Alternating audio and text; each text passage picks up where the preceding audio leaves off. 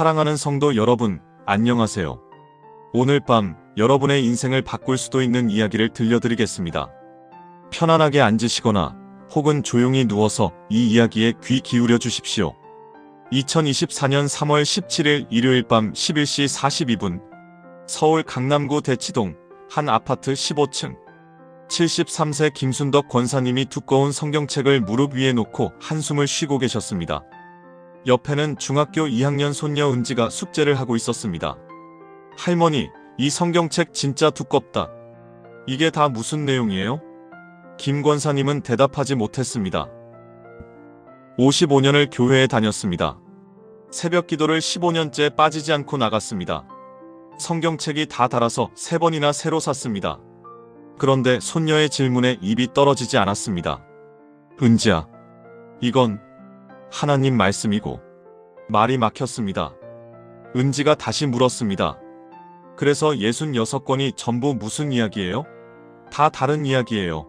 아니면 하나로 이어진 이야기예요? 침묵. 김 권사님은 그날 밤 잠을 이룰 수 없었습니다.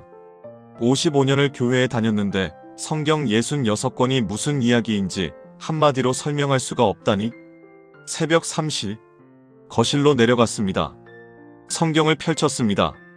창세기 1장 1절부터 요한계시록 22장 21절까지 한 장 한 장 천천히 넘기기 시작했습니다. 그리고 새벽 5시 23분 깨달았습니다. 눈물이 쏟아졌습니다. 아, 이게 그거였구나. 66권이 전부 하나의 이야기를 하고 있었구나. 손이 떨렸습니다. 55년 만에 처음으로 보이는 그림. 성경 전체가 하나의 거대한 이야기로 펼쳐지기 시작했습니다. 여러분, 혹시 이런 경험 있으신가요? 평생 성경을 읽었는데 전체 그림이 보이지 않는 경험. 창세기는 알고 출애굽기도 알고 복음서도 아는데 이것들이 어떻게 연결되는지 모르는 경험. 손주들이나 자녀들이 성경이 뭐예요? 라고 물어볼 때 명확하게 대답하지 못하는 경험. 솔직히 고백하겠습니다. 목사인 저도 그랬습니다. 30년 넘게 설교했지만 몇 년 전까지만 해도 성경 66권을 한 문장으로 설명하라고 하면 막막했습니다. 특히 3년 전 그날이 잊히지 않습니다. 2022년 6월 5일 주일 오후 예배를 마치고 사무실로 돌아왔는데 문을 두드리는 소리가 들렸습니다. 목사님, 잠깐 들어가도 될까요? 30대 초반으로 보이는 젊은 자매님이었습니다. 얼굴이 창백했습니다. 눈이 충혈되어 있었습니다. 며칠을 울었다는 것이 한눈에 보였습니다. 자리에 앉자마자 울음을 터뜨렸습니다. 목사님, 저 이번 주에 낙태 수술을 받았어요. 침묵이 흘렀습니다. 남편과 상의했어요. 지금 경제적으로 너무 힘들어서 둘째를 키울 자신이 없다고. 그래서 더 이상 말을 잇지 못했습니다. 그런데 목사님, 이게 죄인가요? 하나님이 저를 용서하실까요? 성경에 뭐라고 나와 있나요? 그 순간 제 머릿속이 하얘졌습니다. 성경 66권 중 어디에 이런 상황에 대한 답이 있지? 십계명? 살인하지 말라? 복음서? 예수님의 용서? 로마서? 모든 사람이 죄를 범하였음에? 레위기? 속죄제? 시편? 하나님의 긍휼? 조각조각 흩어진 퍼즐처럼 성경 구절들이 머릿속을 맴돌았지만 하나로 연결되지 않았습니다. 30년 목회 경력의 목사가 울고 있는 한 영혼 앞에서 입을 열지 못하고 있었습니다. 결국 몇 가지 위로의 말씀을 드리고 함께 기도했습니다. 하지만 그 자매님이 나간 후 저는 한동안 그 자리에 앉아 있었습니다. 마음이 너무 무거웠습니다. 30년 넘게 설교했는데 정작 중요한 순간에 성경 전체를 관통하는 답을 주지 못하다니? 창세기부터 요한계시록까지 66권 전체가 이 영혼에게 무슨 말을 하고 있는지 명확하게 전달하지 못하다니? 그날 밤 잠이 오지 않았습니다. 새벽 2시에 서재로 내려갔습니다. 책장 가득한 주석책들을 바라봤습니다. 창세기 주석 4권, 출애굽기 주석 3권, 레위기 주석 2권, 요한복음 주석 5권, 로마서 주석 7권. 수십 년 동안 모은 주석들. 하지만 그 순간 깨달았습니다. 나는 나무는 알지만 숲을 보지 못하고 있었구나. 각 책은 설명할 수 있지만 전체 이야기는 설명하지 못하고 있었구나. 성경을 펼쳤습니다. 창세기 1장 1절. 태초에 하나님이 천지를 창조하시니라. 계속 넘겼습니다. 요한계시록 22장 21절. 주 예수의 은혜가 모든 자들에게 있을지어다. 아멘. 처음부터 끝까지 천천히, 아주 천천히 읽기 시작했습니다. 이번에는 각 책을 따로따로 읽지 않았습니다. 전체를 하나의 이야기로 읽었습니다. 새벽 4시가 지났습니다. 새벽 5시가 지났습니다. 해가 떠오르기 시작했습니다. 그리고 새벽 6시 15분, 눈물이 흘러내렸습니다. 작은 탄성이 나왔습니다. 이게 그거였구나. 보였습니다. 성경 66권이 하나의 거대한 이야기로 펼쳐지기 시작했습니다. 마치 흩어져 있던 퍼즐 조각들이 하나씩 맞춰지는 것 같았습니다.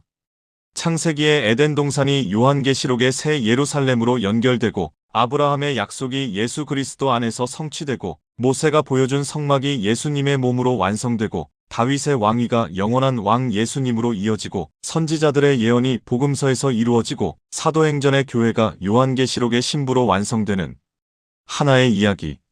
처음부터 끝까지, 창세기부터 요한계시록까지 66권 전체가 단 하나의 이야기를 하고 있었습니다. 그 이야기의 제목은 하나님께서 타락한 인류를 어떻게 사랑하시고 어떻게 구원하셨는가. 온몸에 전율이 흘렀습니다. 이거였어. 55년 동안 김순덕 권사님이 찾던 게 바로 이거였어. 내가 그 자매님에게 전했어야 할 게 바로 이거였어. 휴대폰을 꺼냈습니다. 그 자매님께 문자를 보냈습니다. 자매님, 다음 주 화요일 저녁 7시에 교회로 오실 수 있으신가요? 자매님의 질문에 대한 답을 찾았습니다. 창세기부터 요한계시록까지 성경 66권 전체가 자매님에게 하는 말씀이 있습니다. 그 화요일, 자매님이 오셨습니다. 3시간 동안 창세기부터 요한계시록까지의 이야기를 들려드렸습니다. 창조와 타락, 약속과 언약, 출애굽과 율법, 왕국과 선지자, 메시아의 오심, 십자가와 부활, 그리고 완성과 회복. 이야기가 끝났을 때 자매님이 울고 계셨습니다. 하지만 이번에는 다른 눈물이었습니다. 목사님, 이제 알겠어요. 창세기 3장에서 인류가 타락한 순간부터 하나님은 구원자를 약속하셨어요. 레위기의 모든 제사가 예수님의 십자가를 가리켰어요. 이사야 53장에서 예언된 고난받는 종이 바로 예수님이었어요. 그리고 예수님의 피가 모든 죄를 덮었어요. 제 죄도요. 성경 66권 전체가 이 한 가지를 말하고 있었네요. 하나님은 우리를 끝까지 사랑하신다고. 그날 이후 그 자매님은 변했습니다. 매주 수요일마다 교회에 와서 성경 공부를 시작했습니다. 창세기부터 요한계시록까지 한 권씩 읽어나갔습니다. 1년 후, 그 자매님이 셋째를 임신했습니다. 이번에는 기쁨으로 출산했습니다. 그리고 아이 이름을 은혜라고 지었습니다. 하나님의 은혜로 용서받고 은혜로 회복된 것을 기억하기 위해서라고 했습니다. 여러분, 오늘 밤 저는 여러분과 그 이야기를 나누고 싶습니다. 55년을 교회에 다닌 김순덕 권사님이 새벽 5시 23분에 발견한 그 이야기. 30년 목회한 제가 새벽 6시 15분에 깨달은 그 이야기. 그 젊은 자매님이 3시간 만에 자기 인생의 답을 찾은 그 이야기. 성경 66권이 처음부터 끝까지 전하는 단 하나의 이야기. 이것을 아는 순간 성경이 달라 보이기 시작합니다. 더 이상 66개의 독립된 책이 아닙니다. 하나의 거대한 드라마입니다. 하나의 위대한 러브 스토리입니다. 하나님과 인간의 이야기. 창조에서 시작해서 타락을 거쳐 구원으로 이어지고 완성으로 끝나는 이야기. 그리고 가장 놀라운 것은 이 이야기의 주인공이 바로 여러분이라는 것입니다. 오늘 밤 이 이야기를 듣는 여러분 한 사람 한 사람이 이 이야기 속에 들어가 있습니다. 지금부터 7가지 핵심 주제로 이 거대한 이야기를 따라가 보겠습니다. 첫째, 창조와 타락 마이너스 모든 것이 시작된 곳. 둘째, 약속과 언약 마이너스 한 사람을 통한 모든 민족의 구원. 셋째, 출애굽과 율법 마이너스 노예에서 하나님의 백성으로. 넷째, 왕국과 선지자 마이너스 메시아를 기다리며. 다섯째, 메시아의 오심 마이너스 약속의 성취. 여섯째, 교회의 탄생 마이너스 복음의 확장. 일곱째, 완성과 회복 마이너스 새 하늘과 새 땅. 이 7가지만 이해하면 어떤 성경책을 펼쳐도 지금 어디에 있는지 알 수 있습니다. 손주들이 물어볼 때 명확하게 대답할 수 있습니다. 삶에 어떤 문제가 와도 성경 전체가 무엇을 말하는지 알 수 있습니다. 준비되셨습니까? 편안하게 앉으시거나 혹은 누워서 들으셔도 좋습니다. 천천히 서두르지 않고 함께 걸어가겠습니다. 창세기부터 요한계시록까지 그 놀라운 여정을 지금 시작하겠습니다. 깊게 숨을 들이쉬십시오. 그리고 마음을 여십시오. 지금부터 들으실 이야기는 여러분의 인생을 바꿀 수도 있는 이야기입니다. 2023년 8월 15일 서울 강남 세브란스 병원 중환자실 87세 박영숙 권사님이 의식이 희미한 상태로 누워 계셨습니다. 가족들이 둘러싸고 있었습니다. 딸 62세의 어머니 손을 잡고 울고 있었습니다. 엄마, 조금만 더 힘내세요. 제발. 그런데 박 권사님이 작은 목소리로 중얼거렸습니다. 에덴, 동산, 다시 가고 싶다. 담당 의사가 가족들을 복도로 불렀습니다. 아마 오늘 밤을 넘기기 힘들 것 같습니다. 마음의 준비를 하십시오. 딸이 주저앉아 울었습니다. 그때 병실 문이 열리고 교회 목사님이 들어오셨습니다. 박 권사님 곁에 앉아 성경을 펼쳤습니다. 창세기 2장을 읽기 시작했습니다. 여호와 하나님이 에덴 동산을 창설하시고 그 지은 사람을 거기 두시니라. 박 권사님의 눈에서 눈물 한 방울이 흘러내렸습니다. 목사님이 계속 읽었습니다. 동산 한가운데에는 생명나무와 그리고 요한계시록 22장을 펼쳤습니다. 또 그가 수정같이 맑은 생명수의 강을 내게 보이니 하나님과 어린 양의 보좌로부터 나와서 강 좌우에 생명나무가 있어. 박 권사님의 입술이 움직였습니다. 생명나무. 다시 볼 수 있구나. 작은 미소가 지어졌습니다. 그리고 그날 밤 11시 37분 박 권사님은 평안히 숨을 거두셨습니다. 마지막 말씀은 이것이었습니다. 에덴으로 돌아간다. 여러분, 왜 87세 할머니는 마지막 순간에 에덴 동산을 떠올렸을까요? 왜 생명나무를 그리워했을까요? 그것은 성경 전체가 에덴에서 시작해서 에덴으로 돌아가는 이야기이기 때문입니다. 창세기 1장, 모든 것이 시작됩니다. 태초에 하나님이 천지를 창조하시니라. 이 한 문장에 온 우주의 시작이 담겨 있습니다. 아무것도 없었습니다. 물질도 시간도 공간도 없었습니다. 오직 하나님만 계셨습니다. 그리고 하나님께서 말씀하셨습니다. 빛이 있으라. 빛이 생겼습니다. 말씀이 곧 창조였습니다. 첫째 날 빛과 어둠을 나누셨습니다. 둘째 날 궁창을 만드셨습니다. 셋째 날 바다와 땅을 나누시고 식물을 만드셨습니다. 넷째 날 해와 달과 별들을 만드셨습니다. 다섯째 날 물고기와 새를 만드셨습니다. 여섯째 날 특별한 순간이 왔습니다. 하나님께서 말씀하셨습니다. 창세기 1장 26절 우리의 형상을 따라 우리의 모양대로 우리가 사람을 만들고 주목하십시오. 우리의 형상을 따라 다른 피조물은 하나님께서 그냥 말씀으로 만드셨습니다. 있으라 하시니 있었습니다. 하지만 사람은 달랐습니다. 하나님의 형상대로 만드셨습니다. 이것이 무슨 의미일까요? 우리는 우연히 생긴 존재가 아닙니다. 진화의 산물도 아닙니다. 동물의 연장선도 아닙니다. 우리는 하나님의 형상을 담은 하나님의 자녀로 창조된 귀한 존재입니다. 창세기 2장 7절 여호와 하나님이 땅의 흙으로 사람을 지으시고 생기를 그 코에 불어넣으시니 사람이 생명이 되니라. 하나님께서 직접 생기를 불어넣으셨습니다. 하나님의 숨결이 우리 안에 있습니다. 그래서 우리는 단순한 물질 덩어리가 아닙니다. 영혼을 가진 존재입니다. 하나님과 교제할 수 있는 존재입니다. 하나님께서 아담을 에덴 동산에 두셨습니다. 에덴이라는 말은 기쁨이라는 뜻입니다. 에덴 동산은 문자 그대로 기쁨의 동산이었습니다. 동산 한가운데는 생명나무가 있었습니다. 네 강이 흘렀습니다. 온갖 아름다운 나무와 먹음직한 열매가 있었습니다. 사자와 어린 양이 함께 누웠습니다. 아담과 하와는 벗었으되 부끄러워하지 않았습니다. 왜요? 죄가 없었기 때문입니다. 수치심이 없었기 때문입니다. 두려움이 없었기 때문입니다.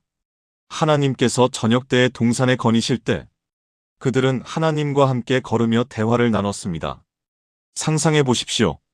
창조주 하나님과 산책하는 것을, 아버지와 자녀가 함께 걷는 것을. 이것이 하나님께서 원하셨던 관계였습니다. 이것이 에덴이었습니다. 그런데 창세기 3장 모든 것이 무너집니다. 뱀이 나타났습니다. 성경에서 가장 교활한 동물이었습니다. 뱀이 하와에게 물었습니다.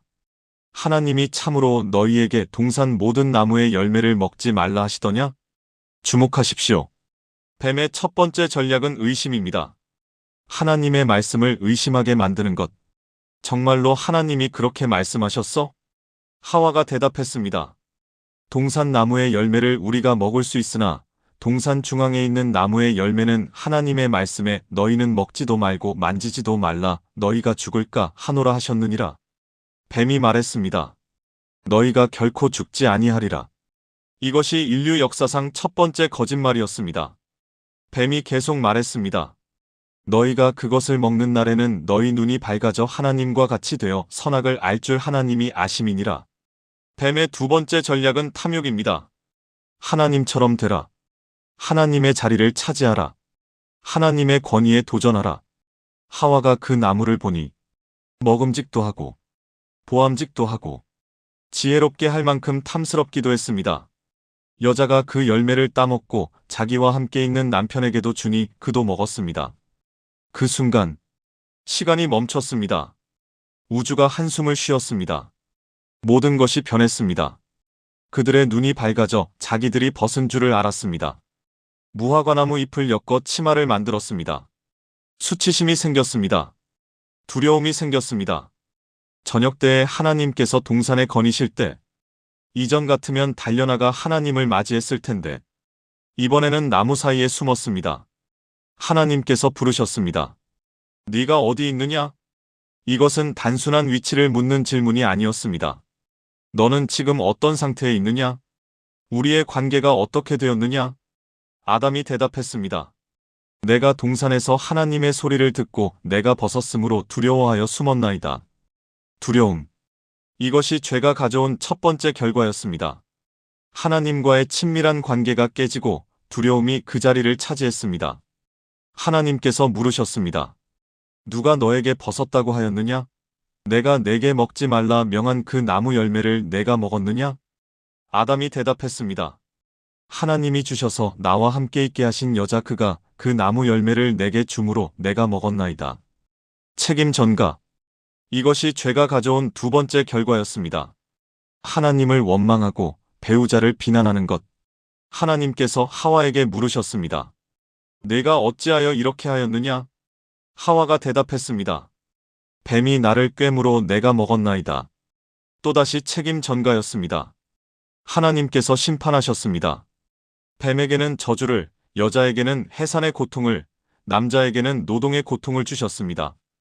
그리고 그들을 에덴 동산에서 쫓아내셨습니다. 생명나무로 가는 길을 천사들과 화염검으로 막으셨습니다. 얼마나 슬픈 장면입니까? 하나님과 함께 걷던 그들이 이제 하나님으로부터 멀어지게 되었습니다. 그러나 여기서 우리는 하나님의 놀라운 은혜를 봅니다. 심판 가운데서도 은혜가 있었습니다. 창세기 3장 15절 하나님께서 뱀에게 말씀하십니다. 내가 너로 여자와 원수가 되게 하고 내 후손도 여자의 후손과 원수가 되게 하리니 여자의 후손은 내 머리를 상하게 할 것이요 너는 그의 발꿈치를 상하게 할 것이니라. 이것이 최초의 복음 선포였습니다. 원시복음이라고 부릅니다. 여자의 후손, 즉 예수 그리스도께서 오셔서 뱀, 즉 사탄의 머리를 상하게 할 것이라는 약속입니다. 그리고 하나님께서 아담과 하와를 위하여 가죽옷을 지어 입히셨습니다. 가죽옷을 만들려면 동물이 죽어야 합니다. 피가 흘러야 합니다. 죄를 가리기 위해서는 피 흘림이 필요하다는 것을 이미 여기서부터 보여주신 것입니다. 이것이 훗날 예수 그리스도의 십자가를 예표하는 것입니다. 2024년 봄 부산 해운대구에 사시는 정미숙 집사님 58세의 이야기를 들려드리겠습니다. 정 집사님은 평생 착하게 살았습니다. 교회에서 구역장, 권찰, 찬양대까지 섬겼습니다. 남을 해친 적도 없고 도둑질한 적도 없고 거짓말도 거의 하지 않았습니다. 그런데 2023년 겨울 건강검진에서 췌장암 2기 진단을 받았습니다. 충격이었습니다. 하나님, 저는 평생 착하게 살았는데 왜 제게 이런 일이 생깁니까? 분노가 올라왔습니다. 다른 사람들은 술 마시고 담배 피우고 나쁘게 살아도 건강한데 왜 저는? 3개월간 하나님께 원망했습니다. 교회도 나가지 않았습니다. 성경도 읽지 않았습니다. 그런데 어느 날 아침 큰딸 32세의 전화했습니다. 엄마, 창세기 3장 읽어봤어요? 제가 어제 큐티하다가 엄마 생각이 났어요. 전화를 끊고 성경을 펼쳤습니다. 창세기 3장. 아담과 하와가 선악과를 먹는 장면. 처음에는 그냥 읽혔습니다. 그런데 15절에서 멈췄습니다. 여자의 후손은 내 머리를 상하게 할 것이요. 아, 하나님께서 타락한 그 자리에서 이미 구원자를 약속하셨구나. 아담과 하와가 죄를 지었는데도 하나님은 포기하지 않으셨구나. 계속 읽었습니다. 21절. 여호와 하나님이 아담과 그의 아내를 위하여 가죽옷을 지어 입히시니라. 눈물이 났습니다. 하나님께서 친히 옷을 만들어 입히셨구나. 심판하셨지만 그들을 벗은 채로 내보내지 않으셨구나. 가죽옷. 동물이 죽었다는 뜻이구나. 피가 흘렀다는 뜻이구나. 그 순간 깨달았습니다. 내가 착하게 살아서 구원받는 게 아니구나. 예수님의 피로 구원받는 거구나. 내가 완벽해서가 아니라 하나님의 은혜로 살아가는 거구나. 무릎을 꿇고 회개했습니다. 하나님, 제가 교만했습니다. 제가 착하게 살았으니 당연히 축복받아야 한다고 생각했습니다. 하지만 저도 아담과 하와처럼 죄인입니다. 완벽한 사람이 아닙니다. 저를 용서해 주세요. 그날 이후 마음이 평안해졌습니다. 암 진단도 받아들여졌습니다. 이것도 하나님의 계획 안에 있구나. 하나님은 나를 사랑하시는구나. 수술을 받았고 항암 치료를 시작했습니다. 힘들었지만 매일 창세기 3장 15절을 암송했습니다. 여자의 후손은 내 머리를 상하게 할 것이요. 예수님께서 이미 사탄을 이기셨어. 죽음도 이기셨어. 나도 이길 수 있어. 1년 후 암이 완전 관해되었습니다. 담당 의사가 말했습니다. 기적이에요. 췌장암 2기에서 이렇게 완전히 사라지는 경우는 거의 없어요. 정 집사님은 지금 암 환자 가족들을 돕는 사역을 하고 있습니다. 창세기 3장이 저를 살렸어요. 하나님은 타락한 우리를 포기하지 않으세요. 이미 구원자를 예비하셨어요. 그분이 예수님이에요. 사랑하는 여러분, 이제 함께 기도해 보시겠습니까? 사랑하는 하나님 아버지, 오늘 창세기를 통해 인류의 시작을 돌아보았습니다. 우리가 하나님의 형상대로 창조된 귀한 존재임을 감사드립니다. 하지만 우리의 죄로 인해 하나님과의 관계가 깨졌음을 고백합니다. 우리 안에 있는 아담과 하와의 모습을 봅니다. 하나님보다 나를 앞세우고 책임을 전가하고 두려워하며 숨는 모습을 봅니다. 하지만 하나님께서는 타락한 우리를 포기하지 않으시고 여자의 후손을 통해 구원을 약속하셨음을 믿습니다. 그 약속이 예수 그리스도 안에서 이루어졌음을 고백합니다. 가죽옷으로 우리를 덮으신 것처럼 예수님의 피로 우리 죄를 덮어주심을 감사드립니다. 오늘도 우리를 사랑하시는 하나님을 찬양합니다. 예수님의 이름으로 기도합니다. 아멘. 2024년 2월 14일 인천국제공항 출국장 68세 김철수 집사님이 76세 아내 순자 권사님의 손을 잡고 걸어가고 계셨습니다. 딸 부부가 미국 로스앤젤레스로 이민을 갔습니다. 손주들도 함께 갔습니다. 이제 부모님을 모셔가고 싶다고 했습니다. 김 집사님 부부는 평생을 서울에서 살았습니다. 68년간 살았던 집, 45년간 다녔던 교회, 30년간 함께한 구역 식구들, 모든 것을 정리하고 떠나야 했습니다. 탑승 수속을 하는데 손이 떨렸습니다. 순자 권사님이 눈물을 흘렸습니다. 여보, 우리 정말 잘하는 걸까요? 나이도 많은데 낯선 땅으로 가는 게. 김 집사님도 확신이 없었습니다. 영어도 못하고 미국 문화도 모르고 친구도 없는 곳으로 가는 것. 두려웠습니다. 그때 휴대폰에 목사님께서 보낸 문자가 왔습니다. 집사님, 창세기 12장 1-3절 읽어보세요. 아브라함도 75세에 고향을 떠났습니다. 하나님께서 함께 하실 것입니다. 비행기 안에서 성경을 펼쳤습니다. 창세기 12장 1절. 여호와께서 아브람에게 이르시되 너는 내 고향과 친척과 아버지의 집을 떠나 내가 내게 보여줄 땅으로 가라. 가슴이 뛰었습니다. 이게 지금 우리 이야기네. 계속 읽었습니다. 내가 너로 큰 민족을 이루고 내게 복을 주어 내 이름을 창대하게 하리니 너는 복이 될지라. 순자 권사님도 함께 읽었습니다. 두 사람의 눈에서 눈물이 흘렀습니다. 여보, 하나님께서 우리와 함께 가시는 거예요. 아브라함도 갈 바를 알지 못하고 나아갔대요. 우리도 할 수 있어요. 12시간 비행 끝에 LA에 도착했습니다. 딸 가족이 마중 나왔습니다. 손주들이 달려왔습니다. 할아버지, 할머니. 그 순간 알았습니다. 아, 이것이 하나님께서 주신 복이구나. 가족이 함께 있는 것, 이것이 복이구나. 미국 생활은 쉽지 않았습니다. 영어가 안 통해 답답했고 문화가 달라 힘들었습니다. 그런데 신기하게도 한인 교회에서 많은 사람들을 만났습니다. 같은 처지의 이민자들. 함께 예배드리고 함께 밥 먹고 함께 기도했습니다. 6개월 후 김 집사님이 한인 교회 장로로 장립되었습니다. 1년 후 순자 권사님이 한인 여선교회 회장이 되었습니다. 이민 와서 더 많은 사람들을 섬기게 되었습니다. 더 많은 사람들에게 복을 나누게 되었습니다. 2025년 2월 14일, 정확히 1년 후, 김 집사님이 가족들을 모아놓고 말했습니다. 1년 전 오늘 우리는 모든 것을 떠나 이곳에 왔습니다. 아브라함처럼요. 그런데 하나님께서 우리에게 주신 것을 보세요. 가족, 친구, 교회, 섬김의 기회. 하나님은 신실하십니다. 여러분, 하나님께서 왜 아브라함 한 사람을 선택하셨을까요? 온 인류를 구원하시려면 모든 사람에게 나타나시는 게 빠르지 않을까요? 하지만 하나님의 방법은 달랐습니다. 한 사람을 선택하시고 그 한 사람을 통해 모든 민족을 축복하시는 것. 창세기 12장 1-3절. 인류 역사에서 가장 중요한 약속 중 하나입니다. 여호와께서 아브람에게 이르시되 너는 내 고향과 친척과 아버지의 집을 떠나 내가 내게 보여줄 땅으로 가라. 내가 너로 큰 민족을 이루고 내게 복을 주어 내 이름을 창대하게 하리니 너는 복이 될지라. 너를 축복하는 자에게는 내가 복을 내리고 너를 저주하는 자에게는 내가 저주하리니 땅의 모든 족속이 너로 말미암아 복을 얻을 것이라.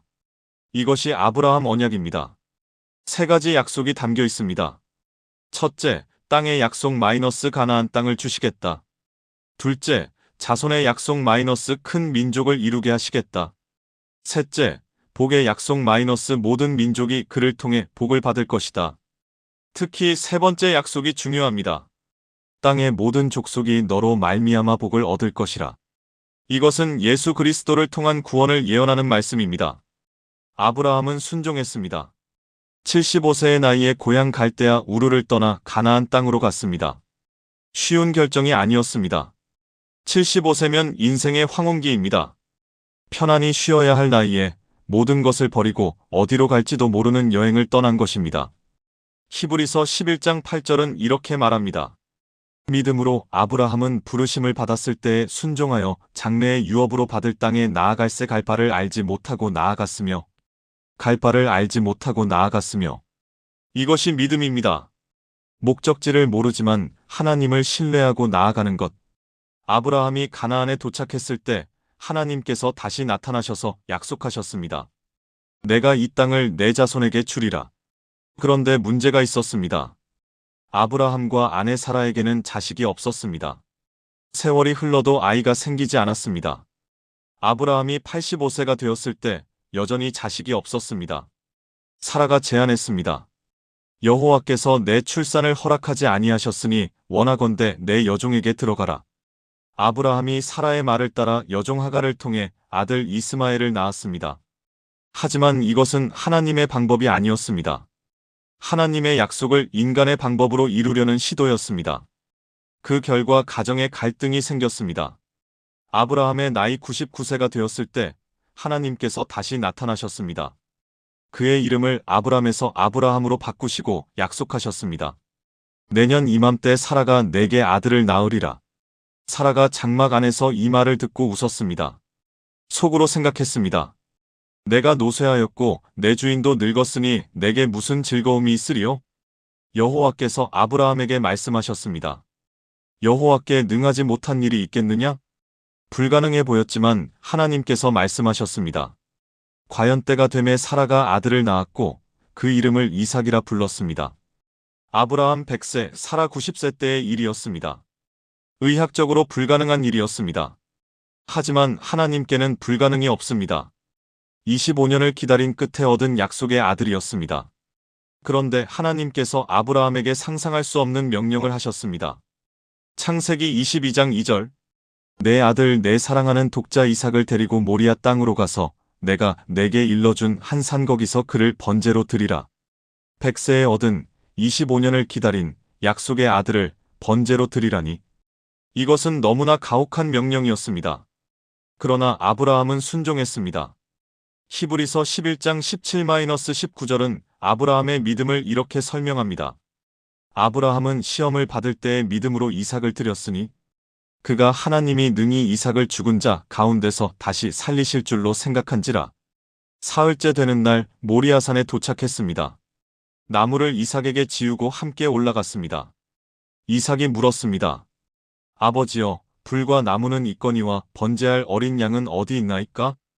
아브라함이 대답했습니다. 내 아들아, 번제할 어린 양은 하나님이 자기를 위하여 친히 준비하시리라. 제단을 쌓고 나무를 버려놓고 이삭을 결박하여 제단 나무 위에 놓았습니다. 손을 내밀어 칼을 잡고 그 아들을 잡으려 하는 순간 하늘에서 여호와의 사자가 불렀습니다. 아브라함아, 아브라함아, 그 아이에게 내 손을 대지 말라. 아브라함이 눈을 들어 살펴본즉 한 순양이 뒤에 있는 덤불에 뿔이 걸려 있었습니다. 하나님께서 준비해 두신 것입니다. 아브라함이 가서 그 순양을 가져다가 아들을 대신하여 번제로 드렸습니다. 아브라함이 그 땅 이름을 여호와 이레라 불렀습니다. 여러분, 이 장면이 무엇을 예표하는지 아십니까? 2000년 후 바로 이 모리아산 근처 골고다 언덕에서 하나님께서 자기 아들 예수 그리스도를 아끼지 않으시고 우리 모두를 위하여 내어주실 것을 미리 보여주신 것입니다. 아브라함에게는 대신할 양이 있었지만 예수님에게는 대신할 이가 없었습니다. 예수님이 바로 우리를 대신한 어린 양이셨습니다. 로마서 8장 32절입니다. 자기 아들을 아끼지 아니하시고 우리 모든 사람을 위하여 내주신 이가 어찌 그 아들과 함께 모든 것을 우리에게 주시지 아니하겠느냐? 사랑하는 여러분, 이제 함께 기도해 보시겠습니까? 사랑하는 하나님 아버지, 오늘 아브라함의 믿음을 배웠습니다. 갈바를 알지 못하고도 순종한 믿음, 25년을 기다리며 약속을 붙든 믿음, 독자까지 드리는 순종의 믿음을 배웠습니다. 우리에게도 그런 믿음을 주옵소서. 우리 앞에 놓인 길이 막막해 보일 때, 약속이 지연되는 것처럼 보일 때, 가장 소중한 것을 내려놓아야 할 때 하나님을 신뢰하는 믿음을 주옵소서. 그리고 독생자 예수님을 아끼지 않으시고 우리를 위해 내어주신 하나님의 사랑을 깊이 깨닫게 하소서. 여호와 이레, 하나님께서 준비하신다는 것을 믿습니다. 예수님의 이름으로 기도합니다. 아멘. 2023년 9월 경기도 안산 외국인 근로자 센터 베트남에서 온 레티우엔 씨 34세가 상담실에 앉아 있었습니다. 한국에 온 지 3년. 공장에서 하루 12시간씩 일했습니다. 주말도 없었습니다. 월급은 최저임금도 안 되었습니다. 사장님은 한국말 못하면 나가라고 위협했습니다. 여권을 빼앗겼습니다. 도망칠 수도 없었습니다.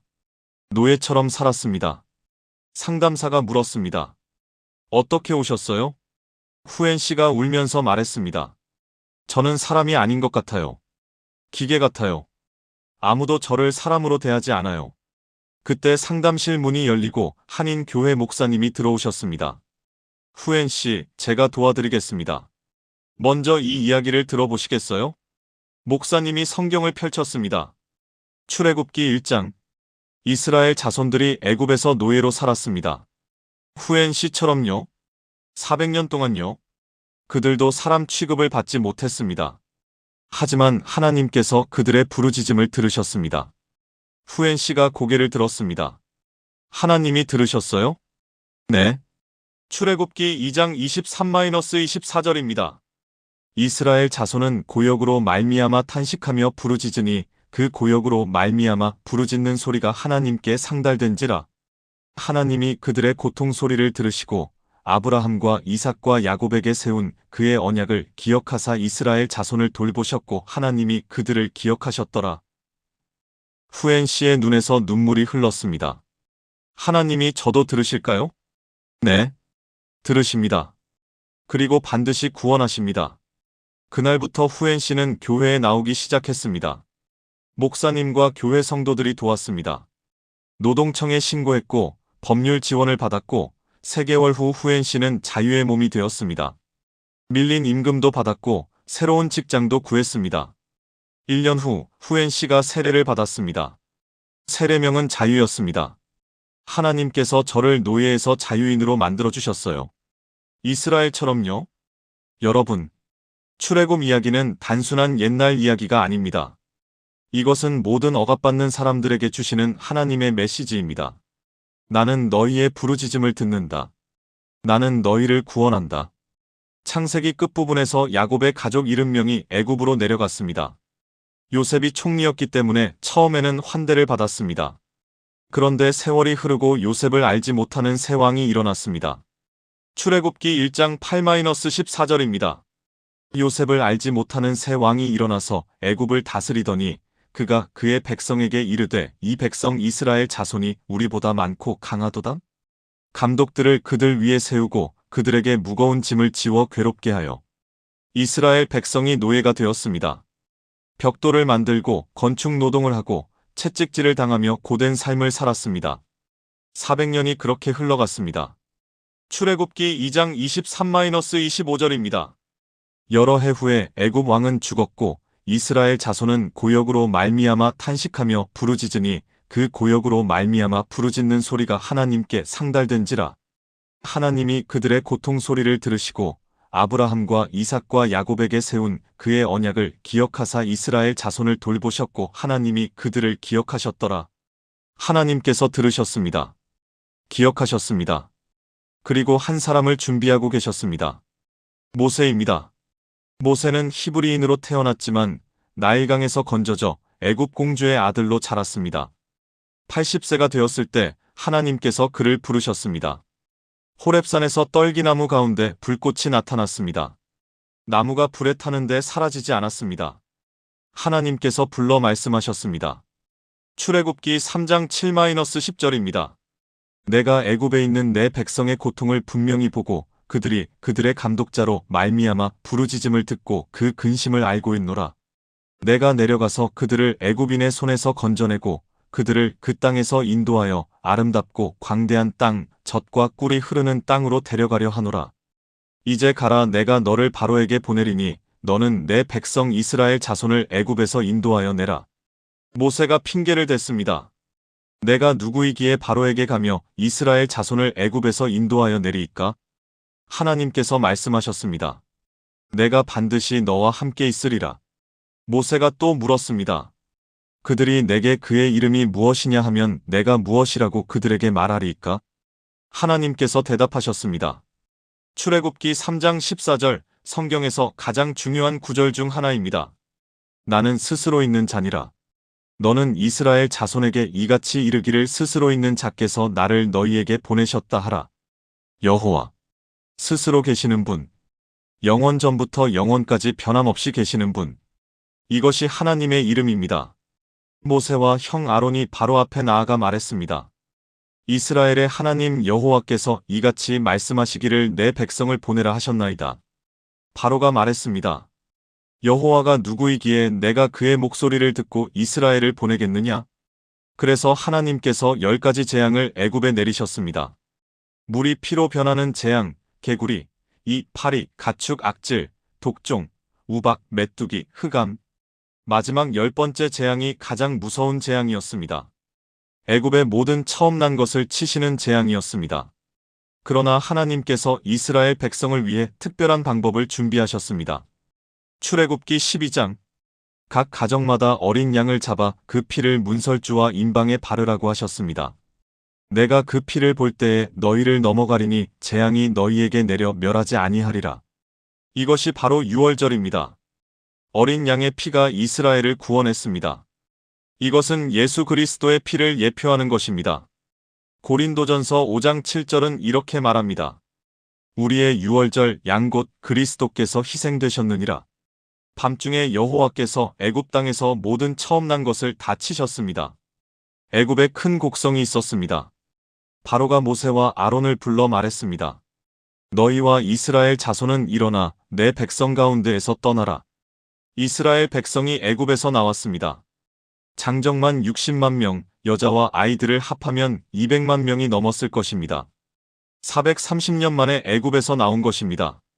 그런데 바로가 마음을 바꾸어 군대를 이끌고 추격했습니다. 이스라엘 백성이 홍해 앞에 이르렀을 때 뒤에서 애굽 군대가 쫓아오는 것이 보였습니다. 백성이 심히 두려워하며 모세에게 원망했습니다. 모세가 백성에게 말했습니다. 출애굽기 14장 13-14절 두려워하지 말고 가만히 서서 여호와께서 오늘 너희를 위하여 행하시는 구원을 보라. 여호와께서 너희를 위하여 싸우시리니 너희는 가만히 있을지니라. 여호와께서 모세에게 말씀하셨습니다. 내 지팡이를 들고 손을 바다 위로 내밀어 그것이 갈라지게 하라. 모세가 손을 바다 위로 내밀매 물이 갈라지고 바다가 마른 땅이 되었습니다. 이스라엘 자손이 바다 가운데를 육지로 걸어갔습니다. 애굽 군대가 뒤따라 들어갔습니다. 이스라엘 백성이 다 건넌 후 물이 제자리로 돌아와 애굽 군대가 다 수장되었습니다. 이스라엘이 승리의 노래를 불렀습니다. 내가 여호와를 찬송하리니 그는 높고 영화로우심이요. 시내산에 이르렀을 때 하나님께서 모세를 산으로 부르셨습니다. 하나님께서 모세에게 십계명을 주셨습니다. 출애굽기 20장 첫째, 너는 나 외에는 다른 신들을 내게 두지 말라. 둘째, 너를 위하여 새긴 우상을 만들지 말라. 셋째, 내 하나님 여호와의 이름을 망령되게 부르지 말라. 넷째, 안식일을 기억하여 거룩하게 지키라. 다섯째, 내 부모를 공경하라. 여섯째, 살인하지 말라. 일곱째, 간음하지 말라. 여덟째, 도둑질하지 말라. 아홉째, 내 이웃에 대하여 거짓 증거하지 말라. 열째, 내 이웃의 소유를 탐내지 말라. 이 십계명은 단순한 규칙이 아니었습니다. 하나님과의 관계, 그리고 사람과의 관계를 바르게 하는 방법이었습니다. 예수님께서는 이 십계명을 두 가지로 요약하셨습니다. 마태복음 22장 37-40절입니다. 내 마음을 다하고 목숨을 다하고 뜻을 다하여 주 너의 하나님을 사랑하라. 이것이 크고 첫째 되는 계명이요. 둘째도 그와 같으니 내 이웃을 내 자신같이 사랑하라. 사랑하는 여러분, 이제 함께 기도해 보시겠습니까? 사랑하는 하나님 아버지, 오늘 출애굽과 율법의 의미를 배웠습니다. 노예된 이스라엘을 구원하신 것처럼 죄에 노예된 우리를 구원하셨음을 감사드립니다. 홍해를 가르시고 만나를 내리시고 끝까지 인도하신 하나님, 오늘도 우리와 함께 하심을 믿습니다. 십계명을 통해 하나님을 사랑하고 이웃을 사랑하는 법을 가르쳐 주셔서 감사합니다. 유월절 어린 양의 피가 예수님의 십자가를 가리킴을 깨닫게 하시고 예수님의 피로 우리 죄가 완전히 씻겨졌음을 믿게 하소서. 두려워 말고 가만히 서서 주님의 구원을 보게 하소서. 예수님의 이름으로 기도합니다. 아멘. 2024년 가을 서울 종로구 청와대 인근 이명박 전 대통령 83세의 자택 서재에서 성경을 읽고 계셨습니다. 사무엘상을 읽다가 멈췄습니다.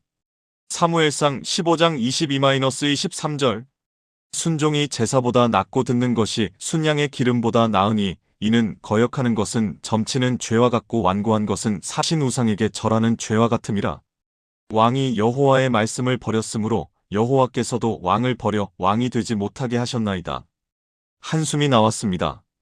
대통령 재임 시절이 떠올랐습니다. 많은 결정을 했지만 모든 결정이 옳았던 것은 아니었습니다. 하나님의 뜻보다 정치적 이익을, 순종보다 성과를 앞세웠던 순간들이 있었습니다. 퇴임 후 여러 어려움을 겪었습니다. 수감 생활도 했습니다. 그때 깨달았습니다. 왕의 자리가 중요한 게 아니라 하나님께 순종하는 것이 중요하구나. 사울 왕이 왕위를 잃은 이유가 바로 이거였구나. 계속 읽었습니다. 사무엘상 16장 하나님께서 사울을 버리시고 다윗을 택하시는 장면. 사무엘상 16장 7절. 내가 보는 것은 사람과 같지 아니하니 사람은 외모를 보거니와 나 여호와는 중심을 보느니라. 눈물이 났습니다. 하나님은 외모가 아니라 중심을 보시는구나. 내 마음이 어디에 있었는지 하나님은 아시는구나. 그날 저녁 전화가 왔습니다. 한 청년 정치인이었습니다.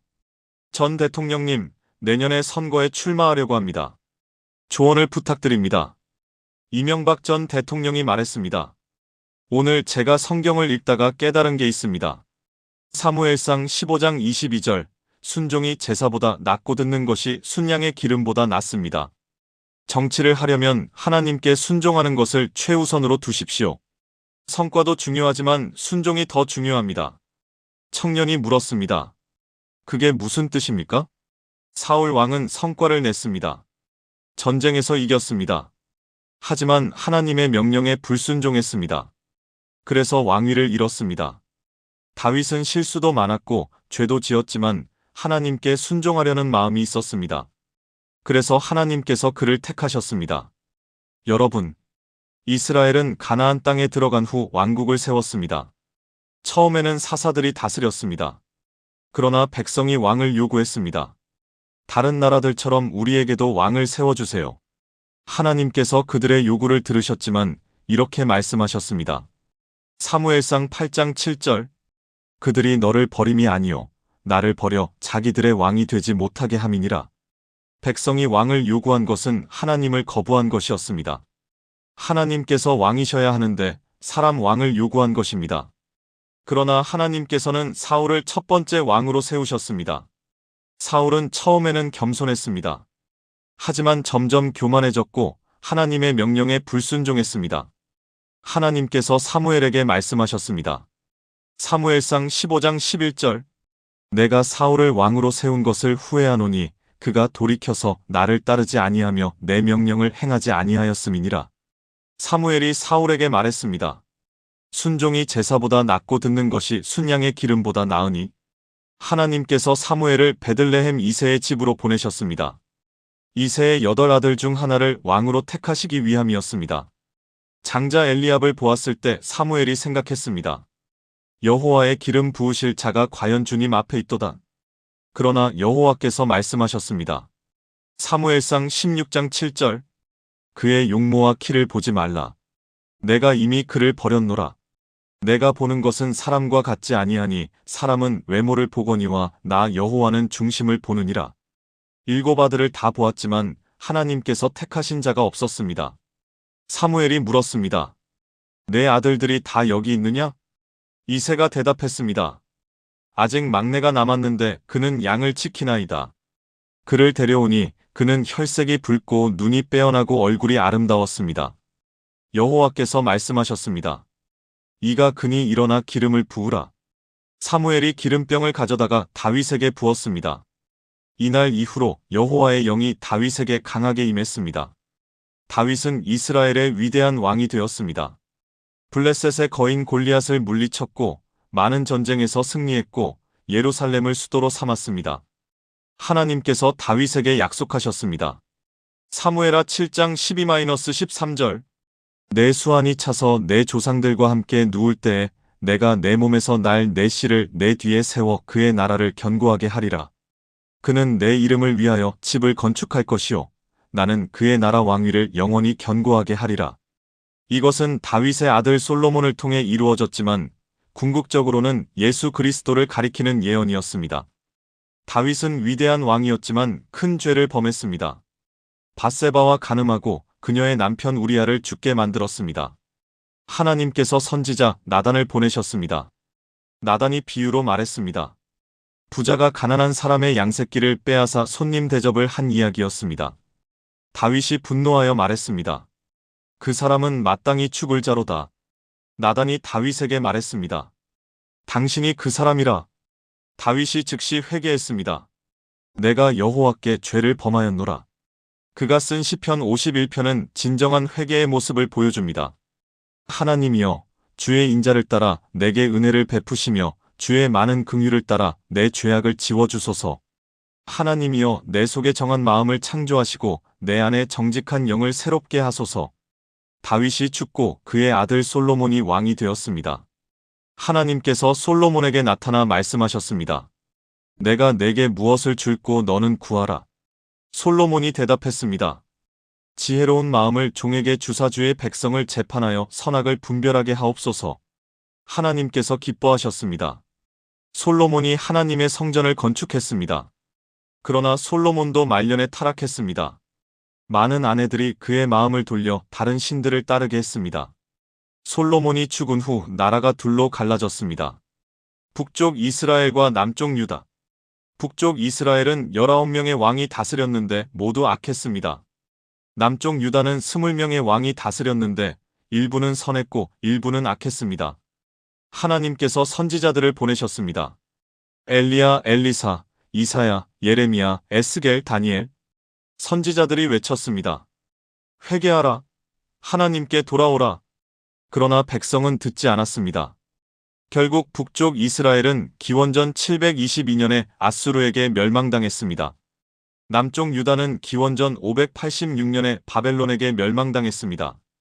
성전이 불타고 성벽이 무너졌습니다. 백성이 바벨론으로 포로로 끌려갔습니다. 그러나 선지자들은 희망의 메시지도 전했습니다. 메시아가 오실 것이라고. 구원자가 나타나실 것이라고. 이사야 7장 14절. 보라 처녀가 잉태하여 아들을 낳을 것이요 그의 이름을 임마누엘이라 하리라. 이사야 9장 6절. 이는 한 아기가 우리에게 낳고 한 아들을 우리에게 주신 바 되었는데 그의 어깨에는 정사를 메었고 그의 이름은 기묘자라 모사라 전능하신 하나님이라 영존하시는 아버지라 평강의 왕이라 할 것임이라. 이사야 53장. 그는 실로 우리의 질고를 찌고 우리의 슬픔을 당하였거늘. 그가 찔림은 우리의 허물 때문이요 그가 상함은 우리의 죄악 때문이라. 미가 5장 2절. 베들레헴 에브라다야 너는 유다 족속 중에 작을지라도 이스라엘을 다스릴 자가 내게서 내게로 나올 것이라. 말라기 3장 1절. 보라 내가 내 사자를 보내리니 그가 내 앞에서 길을 준비할 것이요 또 너희가 구하는 바 주가 갑자기 그의 성전에 임하시리니. 선지자들의 예언이 끝난 후 400년 동안 침묵의 시기가 있었습니다. 하나님께서 선지자를 보내지 않으셨습니다. 그러나 하나님께서는 일하고 계셨습니다. 세계를 준비시키고 계셨습니다. 드디어 때가 찼습니다. 사랑하는 여러분, 이제 함께 기도해 보시겠습니까? 사랑하는 하나님 아버지, 오늘 왕국과 선지자의 역사를 배웠습니다. 사울의 불순종과 다윗의 순종, 솔로몬의 지혜와 타락, 이스라엘의 분열과 멸망을 보았습니다. 순종이 제사보다 낫고 중심을 보시는 하나님을 배웠습니다. 우리에게도 순종하는 마음을 주옵소서. 외모가 아니라 중심이 깨끗한 사람이 되게 하소서. 선지자들이 예언한 메시아가 예수 그리스도이심을 믿습니다. 우리를 구원하시기 위해 오신 예수님을 찬양합니다. 예수님의 이름으로 기도합니다. 아멘. 2023년 12월 24일 크리스마스 이브. 부산 서면 거리. 네온사인이 반짝이고 캐롤이 흘러나오고 사람들이 선물을 사며 분주합니다. 한 노숙자 56세 최수철 씨가 지하철 계단에 앉아 있었습니다. 추운 겨울바람이 불었습니다. 사람들이 지나가지만 아무도 그를 쳐다보지 않았습니다. 최 씨는 종이컵을 앞에 놓고 고개를 숙이고 있었습니다. 10년 전만 해도 중견기업 부장이었습니다. 그러나 회사가 부도나고 빚이 쌓이고 아내가 떠나고 자식들과 연락이 끊겼습니다. 5년째 거리에서 살고 있었습니다. 크리스마스. 예수님 생일이라고 하던데 나랑은 상관없는 날이지.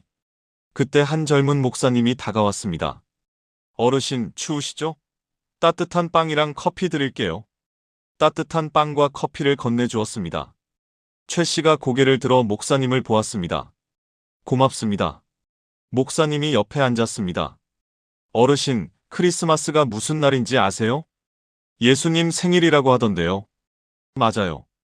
그런데 왜 예수님이 이 땅에 오셨는지 아세요? 최 씨가 고개를 저었습니다. 목사님이 성경을 꺼내 펼쳤습니다. 누가복음 2장 10-11절. 천사가 이르되 무서워하지 말라 보라. 내가 온 백성에게 미칠 큰 기쁨의 좋은 소식을 너희에게 전하노라. 오늘 다윗의 동네에 너희를 위하여 구주가 나셨으니 곧 그리스도 주시니라. 어르신, 예수님은 왕궁에서 태어나지 않으셨어요. 마구간에서 태어나셨어요. 구유에 누이셨어요. 왜 그러셨을까요? 최 씨가 대답하지 못했습니다. 예수님은 어르신 같은 분들을 찾아오시기 위해서였어요. 높은 곳에 계신 분이 아니라 가장 낮은 곳까지 내려오신 분이세요. 어르신을 사랑하시기 때문이에요. 최 씨의 눈에서 눈물이 흘렀습니다. 저 같은 사람을 사랑하신다고요? 네. 예수님은 어르신을 위해 이 땅에 오셨어요.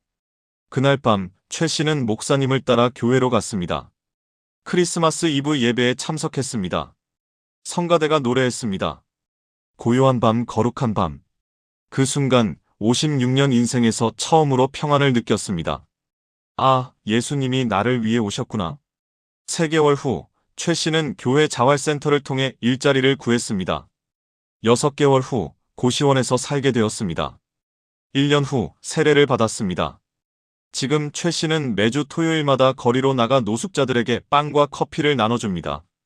예수님이 나를 찾아오신 것처럼 나도 그들을 찾아가야 해요. 여러분, 예수님의 탄생은 인류 역사에서 가장 놀라운 사건입니다. 창조주 하나님께서 피조물이 되신 것입니다. 영원하신 분이 시간 속으로 들어오신 것입니다. 무한하신 분이 유한한 육체를 입으신 것입니다. 왜요? 우리를 구원하시기 위해서입니다. 마태복음 1장. 예수님의 족보가 나옵니다. 아브라함과 다윗의 자손 예수 그리스도의 계보라. 아브라함부터 시작하여 다윗을 거쳐 예수님까지 이어집니다. 이것은 예수님께서 아브라함 언약과 다윗 언약의 성취자이심을 보여줍니다. 예수님의 탄생 이야기가 나옵니다. 마태복음 1장 18-23절. 예수 그리스도의 나심은 이러하니라. 그의 어머니 마리아가 요셉과 약혼하고 동거하기 전에 성령으로 잉태된 것이 나타났더니 그의 남편 요셉은 의로운 사람이라 그를 드러내지 아니하고 가만히 끊고자 하여 이 일을 생각할 때에 주의 사자가 현몽하여 이르되 다윗의 자손 요셉아 내 아내 마리아 데려오기를 무서워하지 말라. 그에게 잉태된 자는 성령으로 된 것이라 아들을 낳으리니 이름을 예수라 하라. 이는 그가 자기 백성을 그들의 죄에서 구원할 자이심이라 하니라. 이 모든 일이 된 것은 주께서 선지자로 하신 말씀을 이루려 하심이니 이르시되 보라 처녀가 잉태하여 아들을 낳을 것이요 그의 이름은 임마누엘이라 하리라 하셨으니 이를 번역한즉 하나님이 우리와 함께 계시다 함이라. 예수. 이 이름은 여호와는 구원이시다라는 뜻입니다. 임마누엘. 이 이름은 하나님이 우리와 함께 계시다는 뜻입니다. 예수님은 베들레헴에서 태어나셨습니다. 미가 선지자가 700년 전에 예언한 대로였습니다. 동방 박사들이 별을 보고 와서 아기 예수께 경배하고 황금과 유향과 모략을 드렸습니다. 예수님이 30살쯤 되어 공생애를 시작하실 때 세례 요한이 먼저 나타나 외쳤습니다.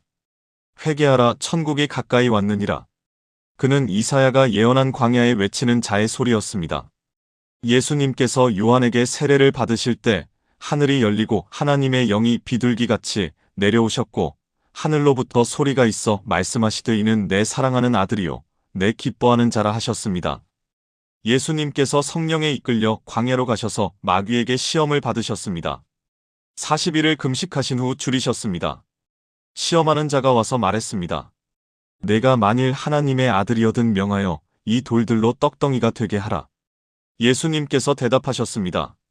기록되었으되 사람이 떡으로만 살 것이 아니요 하나님의 입으로부터 나오는 모든 말씀으로 살 것이라 하였느니라. 마귀가 성전 꼭대기로 예수님을 데려가 말했습니다. 네가 만일 하나님의 아들이어든 뛰어내리라. 예수님께서 대답하셨습니다. 또 기록되었으되 주 너의 하나님을 시험하지 말라 하였느니라. 마귀가 지극히 높은 산으로 예수님을 데려가 천하만국과 그 영광을 보여주며 말했습니다. 만일 내게 엎드려 경배하면 이 모든 것을 내게 주리라. 예수님께서 말씀하셨습니다. 사탄아 물러가라 기록되었으되 주 너의 하나님께 경배하고 다만 그를 섬기라 하였느니라. 마귀가 떠나고 천사들이 나와 수종들었습니다. 예수님께서 갈릴리에서 전도를 시작하시며 말씀하셨습니다.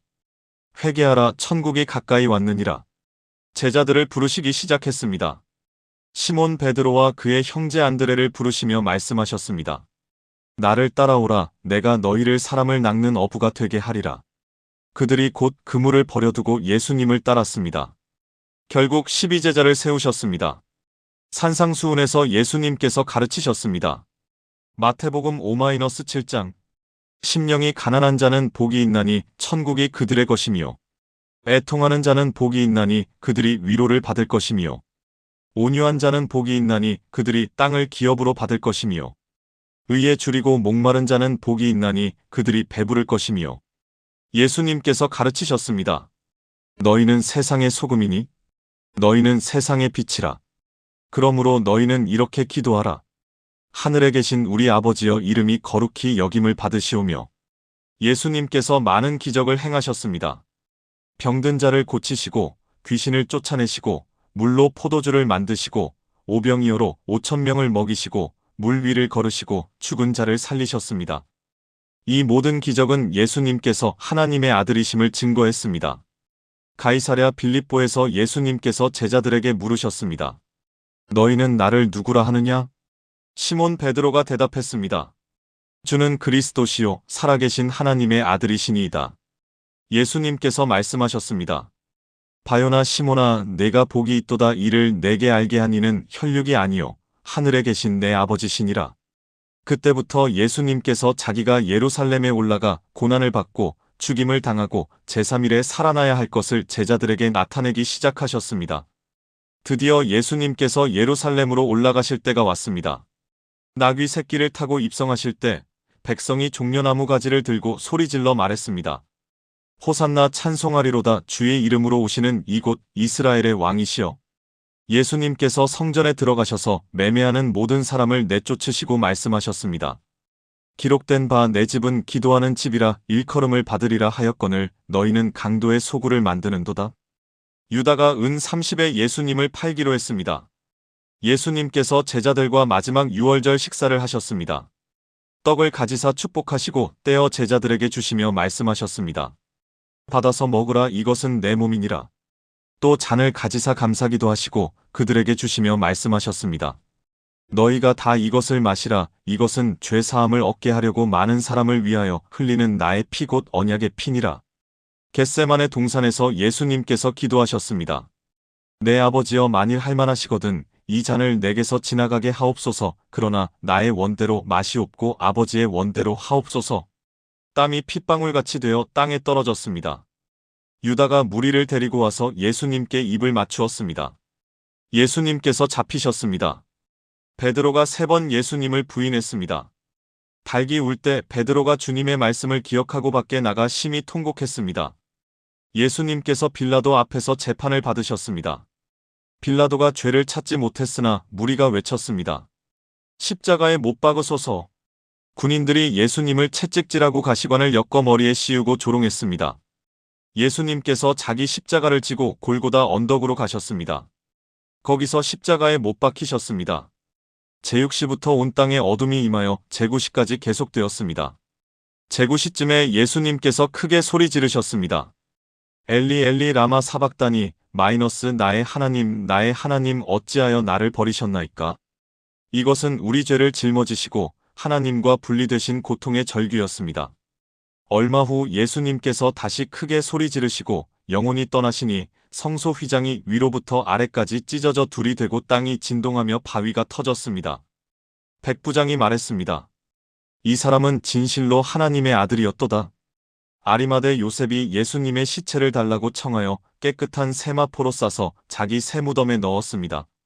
안식 후 첫날 새벽에 막달라 마리아와 다른 마리아가 무덤에 갔습니다. 큰 지진이 나며 주의 천사가 하늘로부터 내려와 돌을 굴리고 그 위에 앉았습니다. 천사가 여자들에게 말했습니다. 무서워하지 말라. 십자가에 못 박히신 예수를 너희가 찾는 줄을 내가 아노라. 그가 여기 계시지 않고 그가 말씀하시던 대로 살아나셨느니라. 예수님께서 부활하셨습니다. 여자들이 제자들에게 달려가 알렸습니다. 예수님께서 그들을 만나 말씀하셨습니다. 평안하냐? 예수님께서 제자들에게도 나타나셨습니다. 도마가 처음에는 믿지 않고 말했습니다. 내가 그의 손에 못자국을 보며 내 손가락을 그 못자국에 넣으며 내 손을 그 옆구리에 넣어보지 않고는 믿지 아니하겠노라. 8일 후에 예수님께서 다시 나타나셔서 도마에게 말씀하셨습니다. 내 손가락을 이리 내밀어 내 손을 보고 내 손을 내밀어 내 옆구리에 넣어보라. 그리하여 믿음 없는 자가 되지 말고 믿는 자가 되라. 도마가 대답했습니다. 나의 주님이시요 나의 하나님이시니이다. 예수님께서 말씀하셨습니다. 너는 나를 본 고로 믿느냐? 보지 못하고 믿는 자들은 복되도다. 부활하신 예수님께서 40일 동안 여러 번 제자들에게 나타나셔서 하나님 나라의 일을 말씀하셨습니다. 승천하시기 전에 제자들에게 명령하셨습니다. 마태복음 28장 18-20절 하늘과 땅의 모든 권세를 내게 주셨으니 그러므로 너희는 가서 모든 민족을 제자로 삼아 아버지와 아들과 성령의 이름으로 세례를 베풀고 내가 너희에게 분부한 모든 것을 가르쳐 지키게 하라. 볼지어다 내가 세상 끝날까지 너희와 항상 함께 있으리라. 이것이 대사명입니다. 말씀을 마치시고 하늘로 올리우시니 구름이 그를 가리어 보이지 않게 했습니다. 2024년 여름 제주도 서귀포시 한 청년 28세 김태호의 성산일출봉에서 일출을 보고 있었습니다. 3개월 전 암 선고를 받았습니다. 위암 3기. 수술을 받았지만 전이 되었습니다. 의사가 말했습니다. 6개월 정도 남았습니다. 충격이었습니다. 28살. 이제 막 시작하는 나이에 죽는다니. 회사를 그만두고 제주도로 왔습니다. 남은 시간 동안 아름다운 것이나 보자. 그런데 신기하게도 제주도에서 한 목사님을 만났습니다. 카페에서 우연히 옆자리에 앉게 되었는데 대화를 나누다가 목사님이라는 것을 알게 되었습니다. 혹시 무슨 고민 있으세요? 얼굴이 많이 어두워 보이는데. 김태호가 말했습니다. 암 환자예요. 6개월 남았대요. 목사님이 조용히 성경을 꺼내 펼쳤습니다. 요한복음 11장. 나사로가 죽었다가 살아난 이야기였습니다.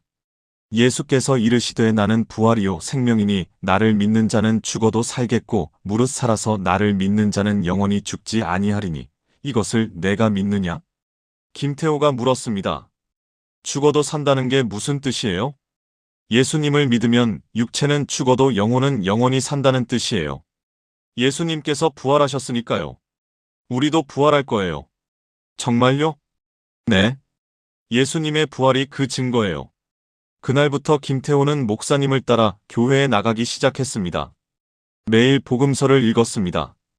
예수님의 삶을, 죽음을, 부활을 읽었습니다. 그리고 3개월 후 세례를 받았습니다. 세례를 받고 나오는데 평안이 왔습니다. 죽어도 괜찮아. 예수님이 나를 다시 살리실 거야. 신기하게도 그 후로 몸이 좋아지기 시작했습니다. 재검사를 받았는데 암이 줄어들었습니다. 의사가 말했습니다.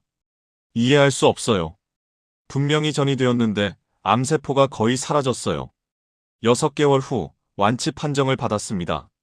김태호는 지금 신학교에 다니고 있습니다. 예수님이 저를 살리셨어요.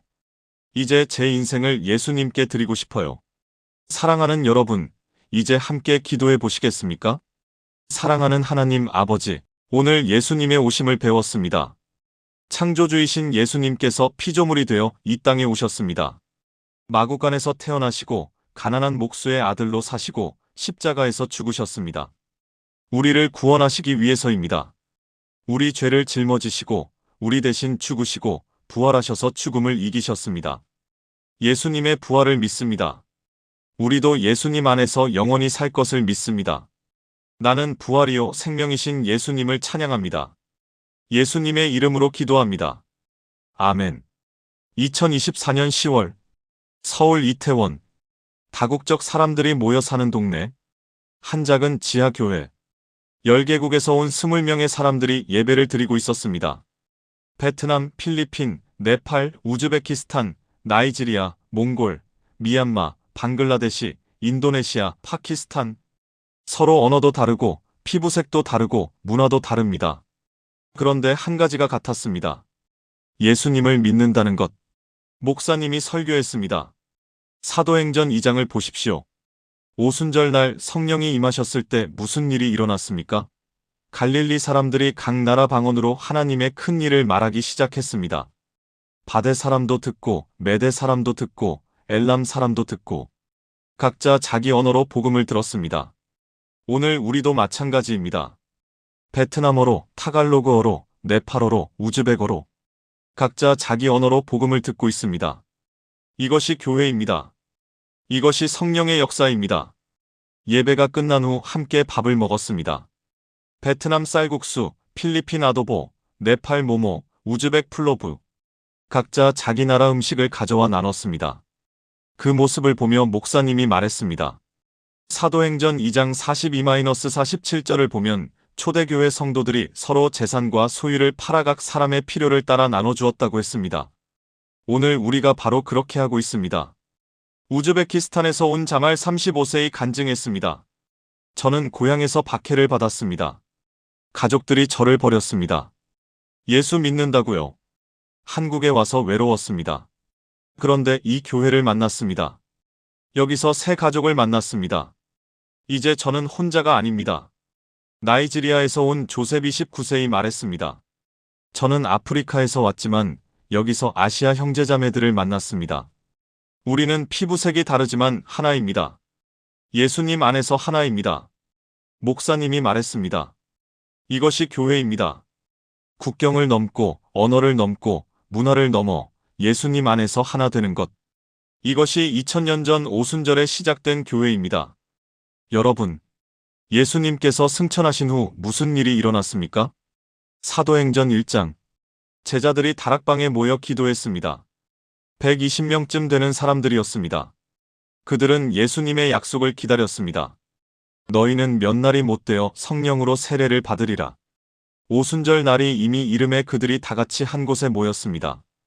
호련히 하늘로부터 급하고 강한 바람 같은 소리가 있어 그들이 앉은 온 집에 가득하며 마치 불의 혀같이 갈라지는 것들이 그들에게 보여 각 사람 위에 하나씩 임하더니 그들이 다 성령의 충만함을 받고 성령이 말하게 하심을 따라 다른 언어들로 말하기를 시작했습니다.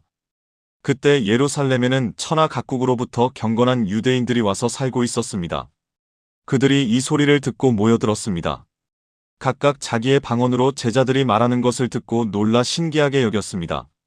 보라, 이 말하는 사람들이 다 갈릴리 사람이 아니냐? 우리 각 사람이 난 곳 방언으로 듣게 되는 것이 어찌 됨이냐? 바데 사람, 메데 사람, 엘람 사람, 메소보다미아, 유대와 갑바도기아, 본도와 아시아, 부르기아와 밤빌리아, 애굽과 리비아. 각 나라에서 온 사람들이 자기 언어로 하나님의 큰 일을 듣게 되었습니다. 이것은 바벨탑 사건의 역전이었습니다. 바벨탑에서 언어가 흩어졌다면 오순절에는 언어가 하나로 모아진 것입니다. 베드로가 일어나 설교했습니다. 사도행전 2장 22-24절. 이스라엘 사람들아, 이 말을 들으라. 너희도 아는 바와 같이 하나님께서 나사렛 예수로 큰 권능과 기사와 표적을 너희 가운데서 베푸사 너희 앞에서 그를 증언하셨거늘. 그가 하나님께서 정하신 뜻과 미리 아신 대로 내준 바 되었거늘. 너희가 법 없는 자들의 손을 빌어 못 박아 죽였으나 하나님께서 그를 사망의 고통에서 풀어 살리셨으니 이는 그가 사망에게 매여 있을 수 없었음이라.